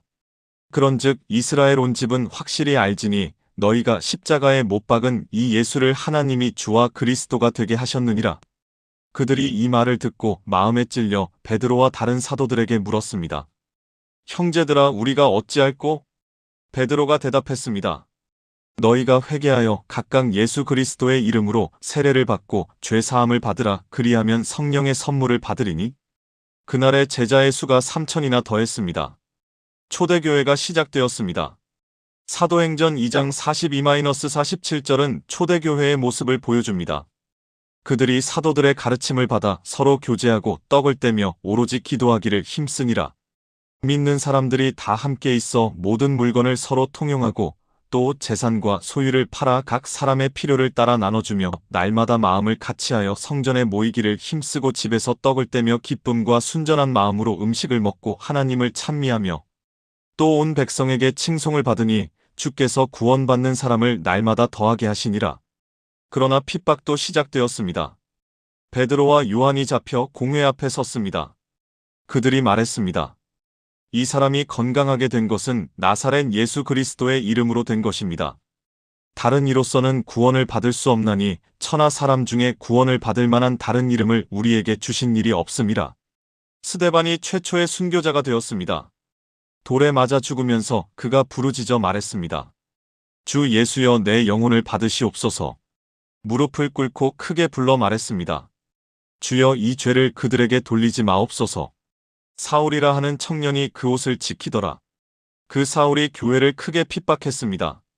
그런데 다메섹으로 가는 길에 호련히 하늘로부터 빛이 그를 둘러 비추었습니다. 땅에 엎드러져 들음의 소리가 있어 말씀하셨습니다. 사울아, 사울아, 내가 어찌하여 나를 박해하느냐? 사울이 물었습니다. 주여, 누구시니까? 대답하셨습니다. 나는 네가 박해하는 예수라. 사울이 떨며 놀라 말했습니다. 주여, 무엇을 하리이까? 주께서 말씀하셨습니다. 일어나 시내로 들어가라. 사울이 일어나 눈을 떴으나 아무것도 보지 못했습니다. 사흘 동안 보지 못하고 먹지도 마시지도 아니했습니다. 아나니아라는 제자가 와서 안수하니 즉시 눈에서 비늘 같은 것이 벗어져 다시 보게 되었습니다.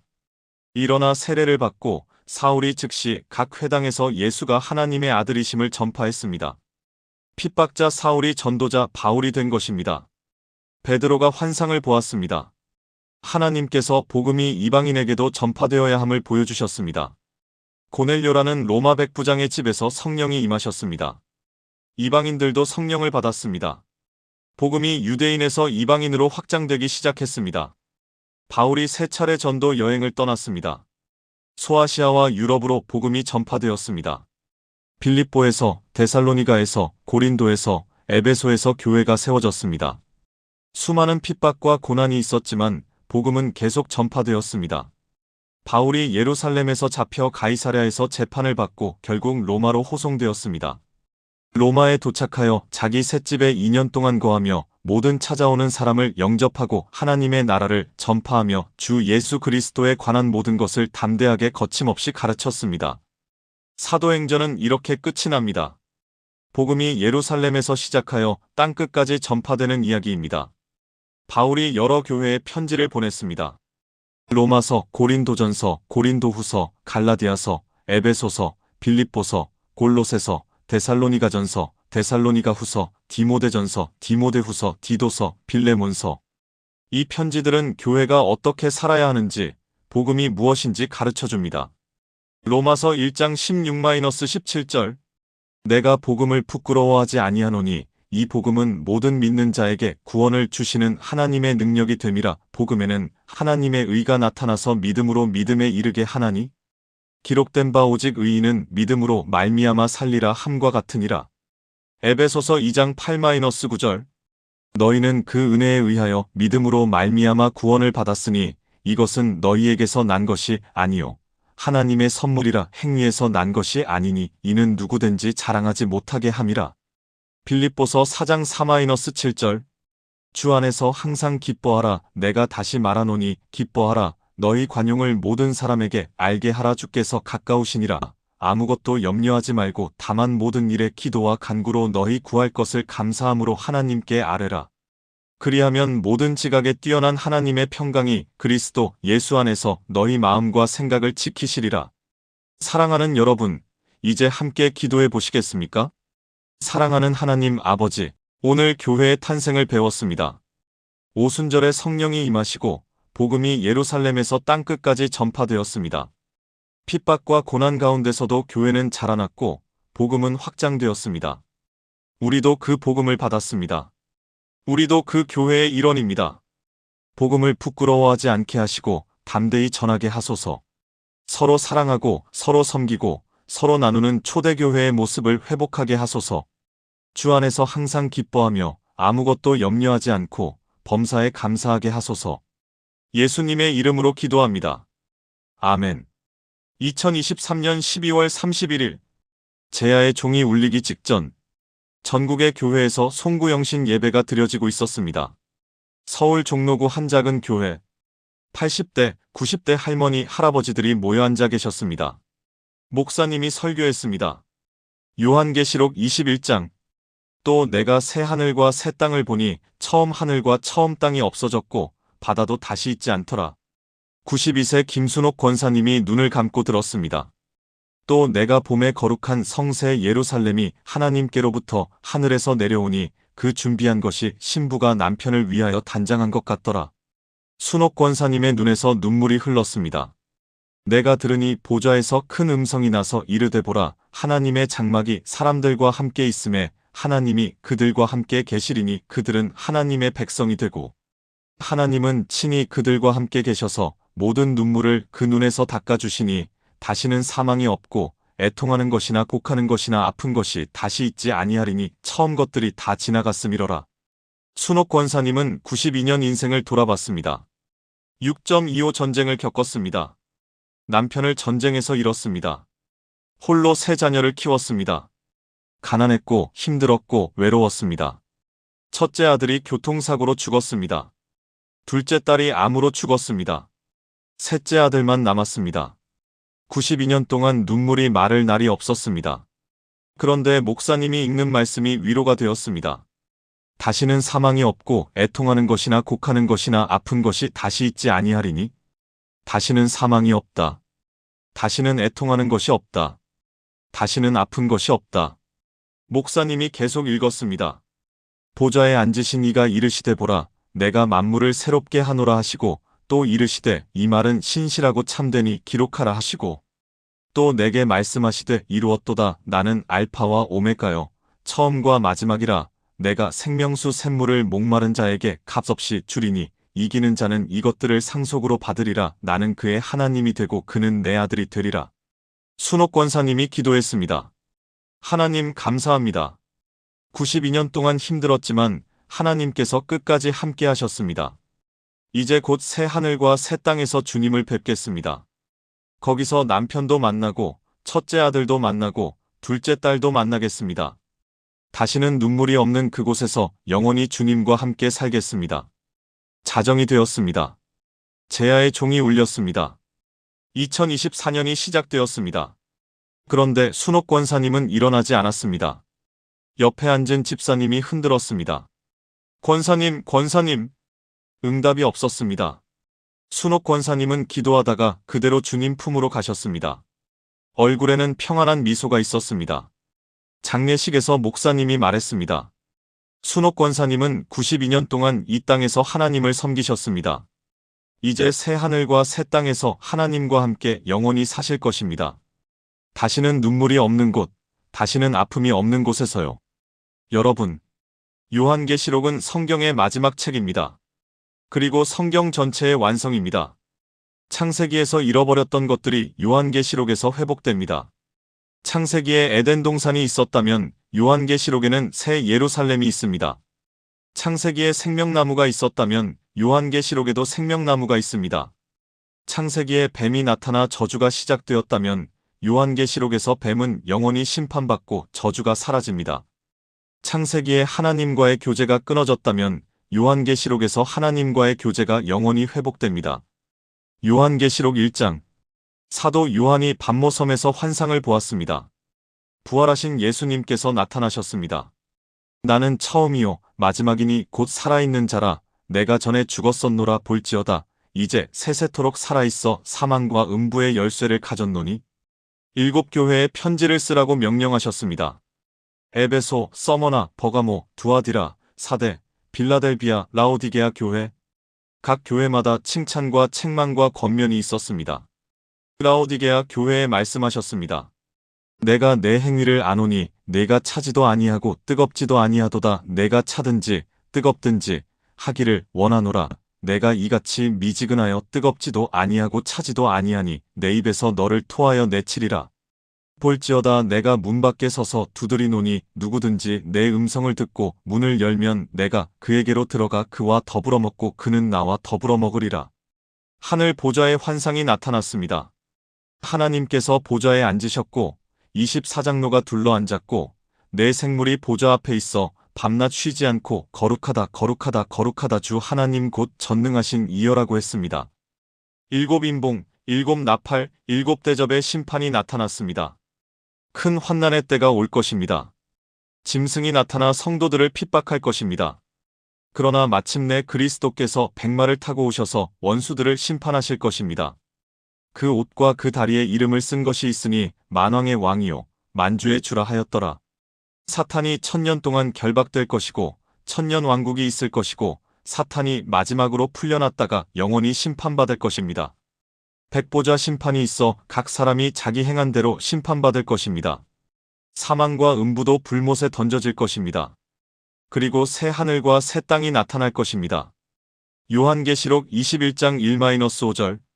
또 내가 새 하늘과 새 땅을 보니 처음 하늘과 처음 땅이 없어졌고 바다도 다시 있지 않더라. 또 내가 봄에 거룩한 성새 예루살렘이 하나님께로부터 하늘에서 내려오니 그 준비한 것이 신부가 남편을 위하여 단장한 것 같더라.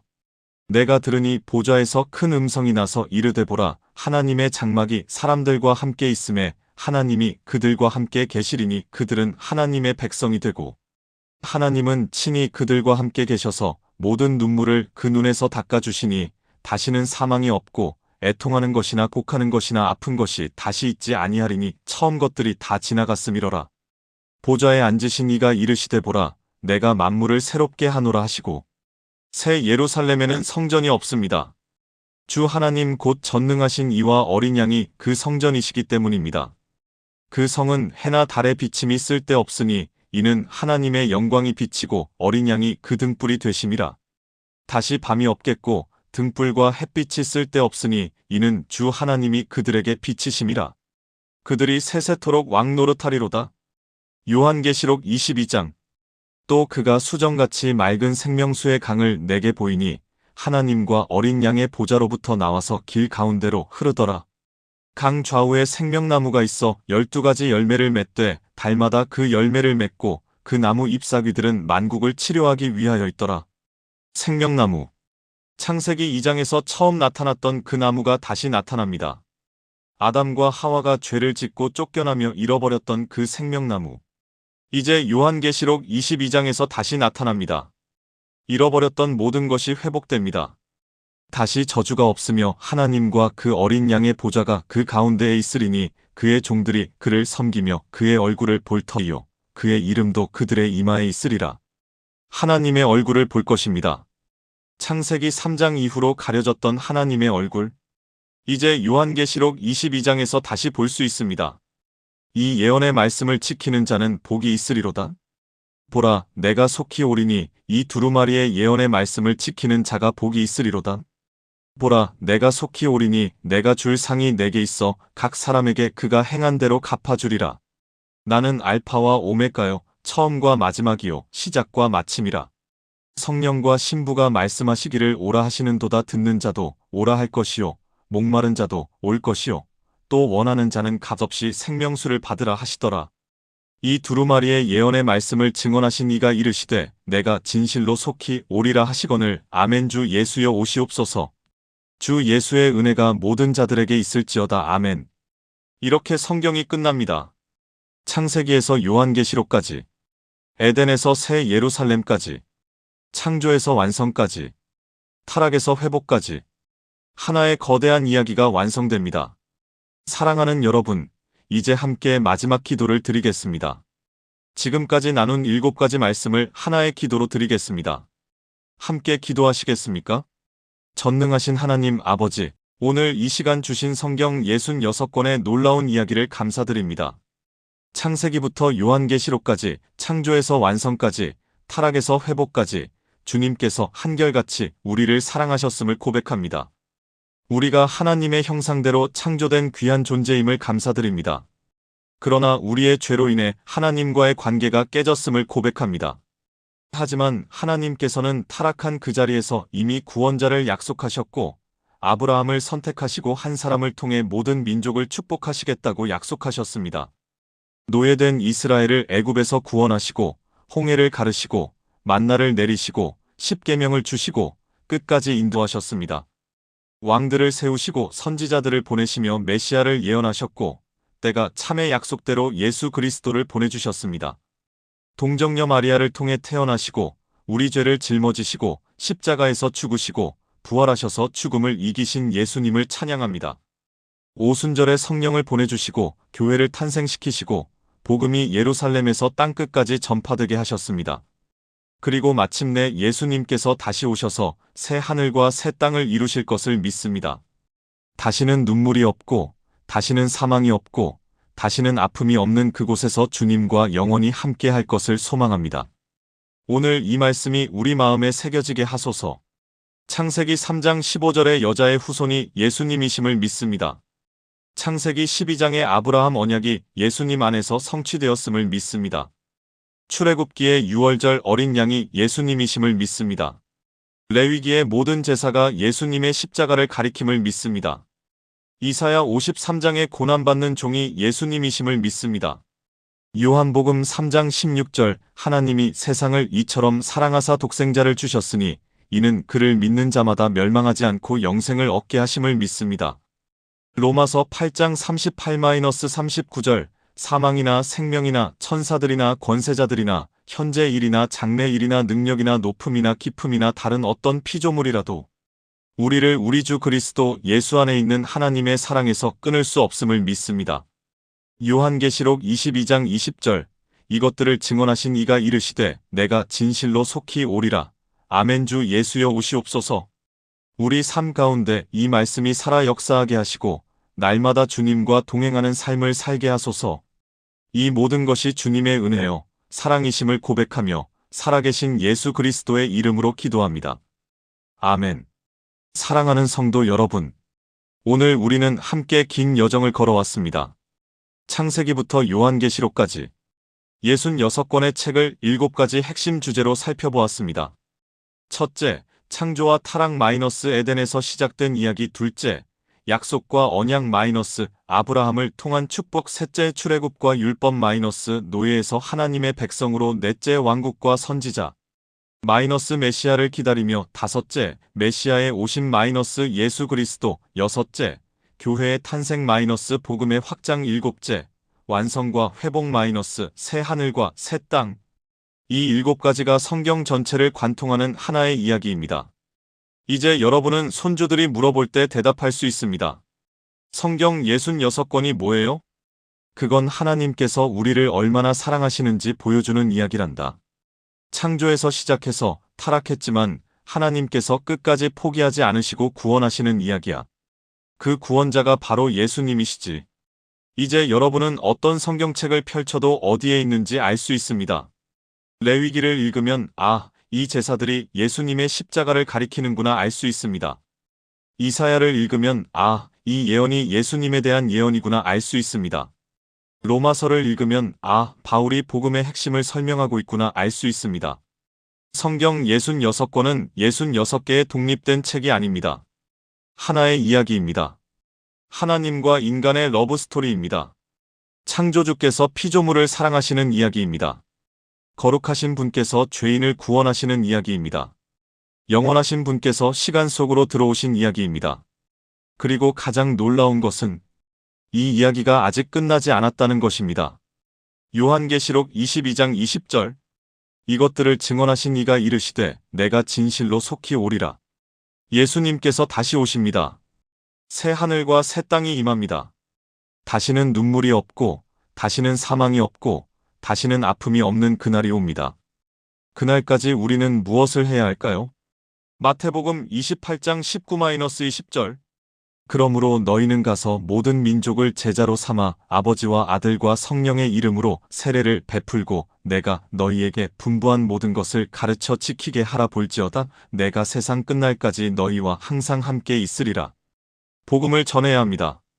아직 듣지 못한 사람들에게, 아직 믿지 않는 사람들에게 우리가 경험한 이 놀라운 사랑을 나눠야 합니다. 오늘 이 말씀이 여러분의 마음에 닿았다면 좋아요를 눌러주시고 댓글로 아멘이라고 남겨주세요. 그리고 더 많은 사람들이 이 복음을 듣을 수 있도록 공유 부탁드립니다. 주님의 은혜가 여러분 모두에게 함께 하시기를 축원합니다. 창세기부터 요한계시록까지 하나의 이야기로 관통하시는 하나님. 그 하나님께서 오늘 밤도 여러분과 함께 하십니다. 편안히 주무시고 내일 아침 새로운 은혜로 깨어나시기를 축복합니다. 하나님의 사랑이 여러분의 삶에 날마다 넘치기를 기도합니다. 안녕히 주무십시오. 아멘.